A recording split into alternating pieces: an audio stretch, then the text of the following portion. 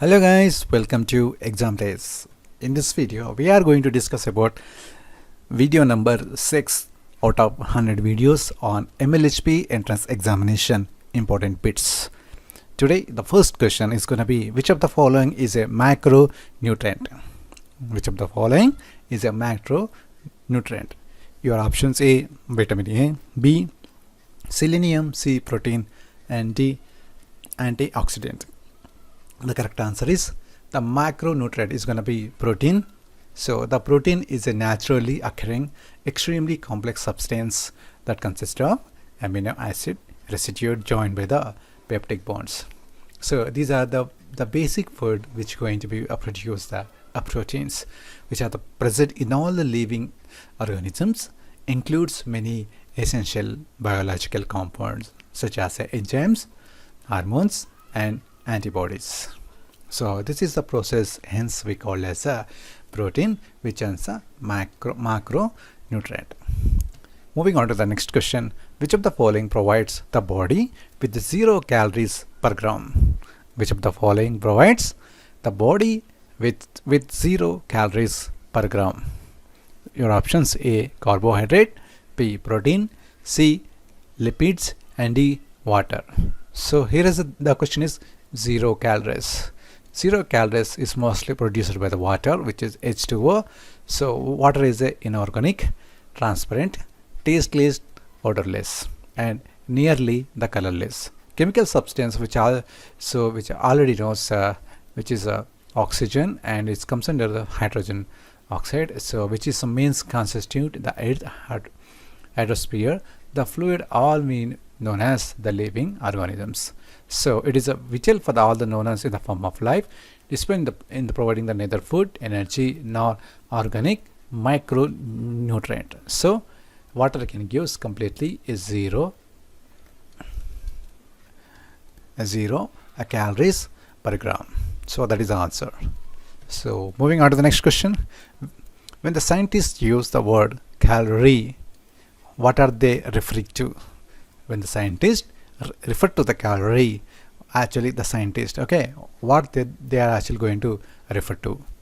Your options: A, 1 gram of fat, B, 1 gram of carbohydrate, and C, enough energy to rise the temperature of 1 gram of water by 1 degree Celsius, D, 10 gram of fat. The correct answer is option C, enough energy to rise the temperature of 1 gram of water by 1 degree of Celsius. So even we know the calorie, or 1 calorie, is defined as the amount of energy that needed to rise the temperature of 1 gram of water by the degree Celsius at the pressure of 1 atmosphere. This unit is also a energy which consists of 4.18 joules, which is approximately equal to 1 calorie. This is the fundamental rule of the energy rule, which is in the form of joules and the calorie. Moving on to the next question, according to the established scientific definitions, how many calories are in one nutriential calorie? Options: A1, B10, C1000, and D 20,000. The correct answer is option C, 1000. So it is a how many calories in one nutritional calorie. So it's gonna be 1000 is gonna be, okay. So the precise equivalence between the calorie and joules is mostly, we discussed 4.184 joules is equal to 1 calorie. So this is the fundamental equation. So this is the joules as given 1 calorie. So there is how many calories as in one nutrient calorie, which is 1000. Moving on to the next question, in a covalent bond such as the bond between the hydrogen atom and the carbon atom, there is a 2 atoms are given, okay, 1 and is a 2, which is the covalent bond between the hydrogen atom and carbon atom in a methane. Which of the following is true? This all the 4 statement is given A, B, C, D. This one of the statement going to support the covalent bond between the hydrogen atom and carbon atom in the methane. So this is actually this is the question as given. So let's see which of the following option is going to be true for and as also called support the statement. Okay, So option E, one atom takes all the electrons from the others. B, one carbon and the hydrogen share electrons more or less equally. And C, the carbon atom gets the strong negative charge, and the D, the carbon atom gets the strong positive charge. So here is a both positive negatives given. So the correct answer is option B. Option B, the carbon and hydrogen share the electron more or less equally. So here is given the carbon atoms, so which is the shared electrons and the pull on the electrons. So here is a, so you can say it is a electron, this is given as a one. So each hydrogen here, each hydrogen has a 1 valency electron. So whereas each carbon atom has a 4 valency electrons. Each carbon needs 4 more electrons and hydrogen needs 1 more electron. So each carbon and hydrogen share more or less equally. So this is actually the fundamental rule for in this question. Moving on to the next question. Which of the following is a polar molecule? Which of the following is a polar molecule? A, H2O, B, CH4, C, C2H6, D, C3H8. So the correct answer is going to be, mostly I think is option 1. Yes, is H2O as a polar molecule. Why water is a polar molecule? So you can say that water is H2O, like hydrogen fluoroxide, HF is a polar covalent molecule. When you look at the diagram where the water, if you see this diagram, you can see that the 2 hydrogen atoms, okay, there is a one and there's 2 hydrogen atoms, or you can say these 2 hydrogen atoms are not heavily distributed around the oxygen atom. So that's why it's called a polar, where the water is a polar thing. Okay. Moving on to the next question. Of the which of the following dietary limits, or you can say guidelines, which will always be highest for any single nutrient? Of the which of the following dietary limit or guidelines, which always be highest for any single nutrient? A, RDA, B, AI, C, EAR, and D, UL. So these are the short term of the terms which are we going to be recollect in our studies. Okay, so it's showing that single nutrient. The option is I think is going to be UL.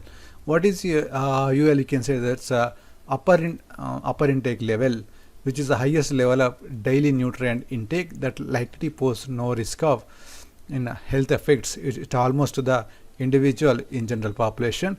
As intake increases to above AL, the risk advised to affect to the increases. So the image is just only for as given reference purpose for the understanding. Moving on to the next question. Which of the following is not an example of carbohydrate? Your options A, starch, B, sucrose, C, glycogen, and D, cholesterol. Which of the following? So these are the 4 options are given. In these 4 options, one is not carbohydrate. So cholesterol is not carbohydrate because of it's a eating fatty food, and the exercising enough being the overweight. Smoking, drinking will be one of the reasons to cause as is a cholesterol ban. So it is also run in the families. So you can lower your cholesterol by eating the healthy and getting more exercise. Moving on to the next question. What define all carbohydrates? A, they all have the formula CH2O, N, and the B, they all contain carbon, hydrogen in only one oxygen. And the C, they all contain oxygen and nitrogen. And the D, they all made of long chain and sugars. The correct answer is going to be the option A. They all have the formula of CH2N. So this is a carbohydrate naturally occurring the compound derivatives such as a compound which in general we call as a C2H2, CH2O, and N. So made of the molecule C, hydrogen, oxygen. So this is the way we call they all have the carbohydrates. Moving on to the next question. Which of the following is not a monosaccharide? Your options A, glucose, B, galactose, C, fructose, and D, maltose. The correct answer is going to be option D, maltose. So maltose is a consist of two molecule of glucose linked by any like say one point by an glycotic bond. So maltose results from the enzymatic hydrolysis of animalose. Okay, so this is actually the form of maltose as given. Moving on to the next question. Sucrose is actually composed of A. Glucose fructose, B. 2 fructose molecule, C. 2 glucose molecule, D. Fructose and lot of industrial chemicals. The correct answer is going to be glucose plus fructose is option A. So high fructose corn syrup is also known as a glucose fructose. So this is the basic image as given the formula of both sucrose glucose and fructose. This production is a conventional corn syrup. The starch is a breakdown into the glucose by enzymes. Moving on to the next question. So which of the following is a carbohydrate and the found in large quantity in the potato? A. Starch, B. Pure glucose, pure fructose, and stearic acid. The correct answer is going to be option A, starch. So the large quantity is found in the potato, which is commonly called as the starch, which is the nature. So one of the preliminary source is the food energy in the human being. Moving on to the next question. Which of the following is not the function of polysaccharides in the human nutrition? A. Energy, B. Fiber, C. Prevents ketoacidosis, and Z. Building enzymes. The correct answer is going to be option D, building enzymes. Like other proteins, enzymes are constructed from the long chain of amino acid. The 20 amino acids, the basic structural building units, proteins and different properties. Moving on to the next question. So before going to see the question, there is a lot of questions are there. So in this sixth video have the more number of questions where we discuss more than 15 to 20 questions in each video. So in this question, which form of carbohydrates does the human body use to store energy? So which of the following, so which of the form carbohydrates does human body use to store energy? So let's see which of the following human body will store the energy. A. Starch, B. Cellulose, and C. Glycogen, and D. Chitin. The correct answer is glycogen. So glycogen will be stored energy.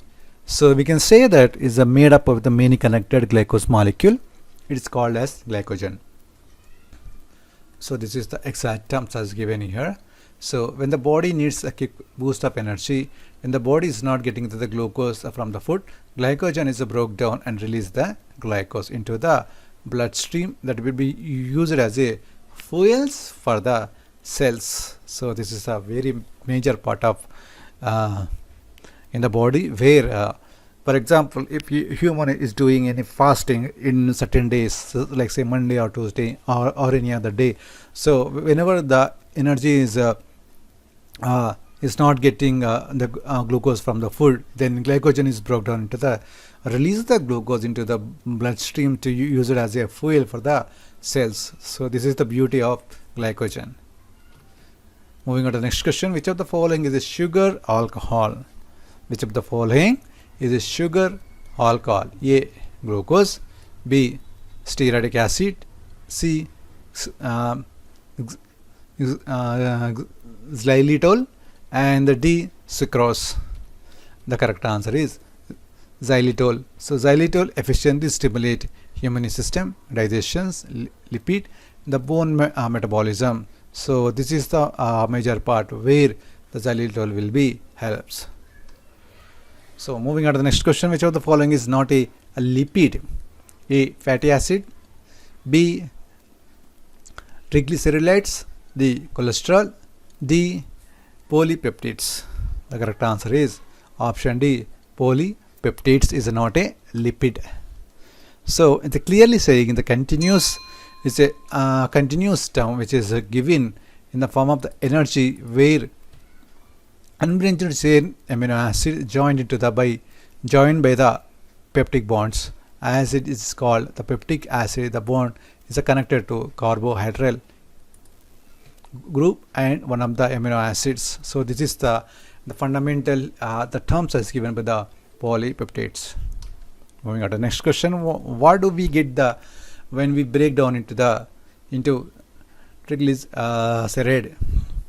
So it is a 3 fatty acid glycerol, B 3 fatty acid glucose, C 2 fatty acid cholesterol, D 2 fatty acid and glycerol. So the correct answer is going to be 3 fatty acid is a glycerol. So this is the correct answer, we can say option A. So here is the difference between the fatty acid and glycerol is a clearly given. Triglyceride, which is given the terms is which is derived from the is a both glycerol as well as the fatty acids. So moving on to the next question is going to be we have a 5 questions. So which of the following the best source for omega-3 fatty acids? Which of the following is the best source for the omega-3 fatty acid? A. Steak, B. Fish, C. Pork, and D. Corn oil. So we already know that omega-3 is a fatty acid mostly found in the fishes and some other food. Okay, fish is the best source for the omega-3 fatty acids. Some plants also have some omega-3 fatty acid. So here we given the major source is the fish, and here is the spinach. Okay, these two is very important, and walnuts. Okay, regularly we are getting, and kidney beans we also called as rajma. Okay, rajma food. Chia seeds is little costly seeds, but we will get in any e-commerce website. Okay, soya beans, and this is major part we will get omega-3 fatty acids. So there is another source also is there. If you're interested, you can refer these two also, but the major part is given is a fish and spinach will produce the omega-3 fatty acids. Moving on to the next question, which of the following is essential for the amino acids? A. Fatty acid, B. Valine, C. Alanine, and is glycine. The correct answer is option B, valine. Yes, valine is the amino acids that used in the biosynthesis of proteins. Moving on to the next question, when we expect to see the positive nitrogen balance, when do we expect to see positive nitrogen balance? Option A, when the body is building itself back after the illness. B, when the body is being broken down by the illness. C, during the starvations. And the D, when we eat a lot of protein. The correct answer is when the body is building itself back up to the medicine after illness. Yes, the body will be rejoice after the illness, so it get into the so back up the body by using certain energy, like say the positive nitrogen balance is associated with the periods of the growth, hypothyroidism, tissue repair, and the pregnancy. This means the intake of the nitrogen into the body is greater than the loss of nitrogen in the form of the body, so it can be increased in the total body of whole protein. So this is the main so we can say this is the terms. Okay, so that's why, because the body itself is a backup after the illness. So this is the source we required. What is the relationship between the DNA and protein? So this is the one of the good question, I think. So DNA and protein, what is the best relationship? We have the 4 supporting statement. In that we have to choose the correct one. So A is DNA used as a template to make proteins. B, protein as used as a template to make DNA. C, DNA is made up of amino acid. D, a protein are made of nucleic acids. So the correct answer is DNA used a template to make proteins. So this is the one of the correct statement where you have to remember this one. Okay, what is the difference relation between the protein and DNA is given. DNA as a we call it is a template, is a main template is used to make the protein. Okay, so this is the beauty of the correct answer. DNA used as a template to make a protein. So during the transcription and the enzyme, RNA polymerase, because the green here is say RNA, uses DNA as a template to produce the pre-mRNA transcript, which we call as the pink here is shown. So using this here, and here is the produce. Here is the produce. Okay, mRNA molecule that can be translated into the build the protein molecule encoded by the original gene. So this is the MCQ question related to the nutrition. So guys, we are covering almost important bits for the MLHP and other CHY examinations. So that's all today, guys. We will meet in the next video with new topic and new questions. So guys, like the video and share the video, and don't forget to subscribe the Exam Days TSAP channel for more videos. Thank you. And also forget to you have to download this PDF by using the link. The link is available in the description box. And if any questions or any topic suggestions or any suggestions during the explanation, you have to use the comment sections, and you have to give the specific topics and subtopics so that we will discuss on that. Okay, so download this PDF using the link which is available in the description box. Thank you.